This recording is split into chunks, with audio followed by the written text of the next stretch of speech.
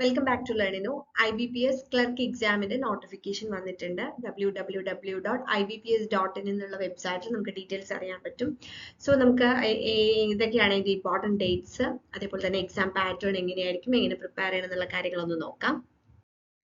So first നമുക്ക് important ആയിട്ട് അറിഞ്ഞിരിക്കേണ്ട ഡേറ്റ്സിനെ കുറിച്ചാണ് പറയുന്നത്. ഇപ്പോൾ IBPS ക്ലർക്ക് എക്സാം നമുക്കറിയാം പ്രിലിമിനറി എക്സാമും മെയിൻ എക്സാമും ആണ് ഉണ്ടാവുന്നത്.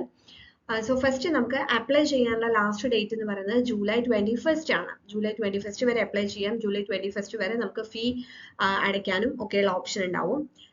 ദെൻ നമുക്ക് പ്രിലിമിനറി എക്സാം നമുക്ക് ഏകദേശം വരുന്നത് ഓഗസ്റ്റിലായിരിക്കും. അപ്പോൾ ഓഗസ്റ്റിൽ തന്നെയായിരിക്കും നമുക്ക് കോൾ ലെറ്റേഴ്സ് ഡൗൺലോഡ് ചെയ്യാൻ പറ്റുന്നത്.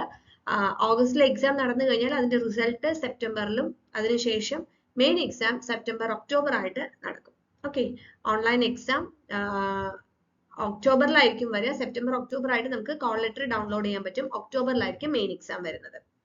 ഇനി പ്രൊഫഷണൽ അലോട്ട്മെന്റ് വരുന്നത് ഏപ്രിൽ 2025 ആണ്. അപ്പൊ ഇത്രയാണ് ഇമ്പോർട്ടൻറ്റ് ഡേറ്റ്സ്.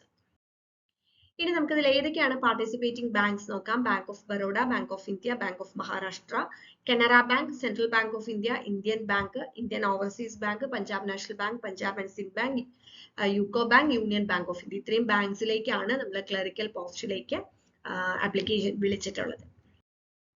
നെക്സ്റ്റ് നമ്മൾ ഏജ് ലിമിറ്റ് നോക്കുകയാണെന്നുണ്ടെങ്കിൽ 28 ഇയേഴ്സ് വരെ ഉള്ളവർക്കാണ് അപ്ലൈ ചെയ്യാൻ പറ്റുക. മിനിമം ഏജ് 20, ദെൻ 20 to 28 ഇടയിലുള്ളവർക്ക് അപ്ലൈ ചെയ്യാം. അപ്പോൾ അതിൽ ഡേറ്റ്സ് കൊടുത്തിട്ട് 27/1996 to 17/2004 വരെയുള്ളത് ബോത്ത് ഡേറ്റ്സ് ഇൻക്ലൂസീവ് ആണ്. അപ്ലൈ ചെയ്യാം. പിന്നെ ഇതിൽ ഏജ് റിലാക്സേഷൻ വരുന്ന കാറ്റഗറീസിന് അതിനനുസരിച്ച് ഏജ് റിലാക്സേഷനും കിട്ടും.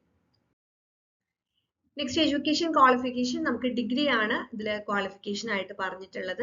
അതിനോടൊപ്പം തന്നെ കമ്പ്യൂട്ടർ ലിറ്ററസി, ബേസിക് ആയിട്ടുള്ള കമ്പ്യൂട്ടർ നോളേജ് മാൻഡേറ്ററി ആണെന്ന് പറഞ്ഞിട്ട് അപ്പോൾ ഹൈസ്കൂൾ ലെവൽ അല്ലെങ്കിൽ കോളേജ് ലെവൽ ഇൻസ്റ്റിറ്റ്യൂട്ടിൽ നമ്മൾ കമ്പ്യൂട്ടർ പഠിച്ചിരിക്കണം എന്നുള്ളതാണ് പറഞ്ഞിട്ടുള്ളത്. അപ്പോൾ ഡിഗ്രി കംപ്ലീറ്റ് ചെയ്തവർക്കെല്ലാം തന്നെ അപ്ലൈ ചെയ്യാം. നെക്സ്റ്റ് ആപ്ലിക്കേഷൻ ഫീ വരുന്നത് ജനറൽ ആയിട്ടുള്ള കാറ്റഗറിയിൽ വരുന്നവർക്കെല്ലാം 850 ആണ് വരുന്നത്. ദെൻ SC ST കാൻഡിഡേറ്റ്സിന് വരുന്നത് 175 റുപ്പീസ് ആണ് വരുന്നത്. ഇനി എക്സാമിന്റെ ഒരു സ്ട്രക്ചർ നോക്കുകയാണെങ്കിൽ നമുക്ക് രണ്ട് എക്സാംസ് ആണുള്ളത്. ഒരു പ്രിലിമിനറി എക്സാമും ഒരു മെയിൻ എക്സാമും. രണ്ടും ഒബ്ജക്റ്റീവ് ടൈപ്പ് എക്സാംസ് ആയിരിക്കും. പ്രിലിമിനറി എക്സാമിൽ നമുക്ക് English language, numerical ability, reasoning ability. English language 30 questions, numerical ability 35 questions, reasoning ability 35 questions ആണ് വരുന്നത്. അതിന്റെ ടോട്ടൽ നമുക്ക് എക്സാം 100 ക്വസ്റ്റ്യൻസ് 100 മാർക്കിനുള്ള എക്സാം ആയിരിക്കും. 60 മിനിറ്റ്സ് ആണ് അലോട്ട് ചെയ്തിട്ടുള്ള ടൈം വരുന്നത്. ഓക്കെ, അപ്പൊ ഇതിൽ കറക്റ്റ് ആയിട്ട് നമ്മൾ ഒരു ഫോക്കസ് ചെയ്തുകൊണ്ട് ഈ പാറ്റേൺ ഫോക്കസ് ചെയ്തുകൊണ്ട് തന്നെ പഠിച്ചു കഴിഞ്ഞാൽ നമുക്ക് നല്ല രീതിയിൽ എക്സാം അറ്റൻഡ് ചെയ്യാനായിട്ട് പറ്റും. ഇനി പ്രിലിമിനറി എക്സാം നമ്മൾ കയറി കഴിഞ്ഞാൽ നമുക്ക് മെയിൻ എക്സാം എഴുതാനായിട്ട് പറ്റും. മെയിൻ എക്സാമിൽ നമുക്ക് ജനറൽ ആൻഡ് ഫിനാൻഷ്യൽ അവയർനെസ് അതിൽ നിന്ന് ക്വസ്റ്റ്യൻസ് ഉണ്ടാവും. ജനറൽ ഇംഗ്ലീഷ് ഉണ്ടാവും, reasoning ability and computer aptitude ഉണ്ടാവും, ക്വാണ്ടിറ്റേറ്റീവ് ആപ്റ്റിറ്റ്യൂഡ് ഉണ്ടാവും.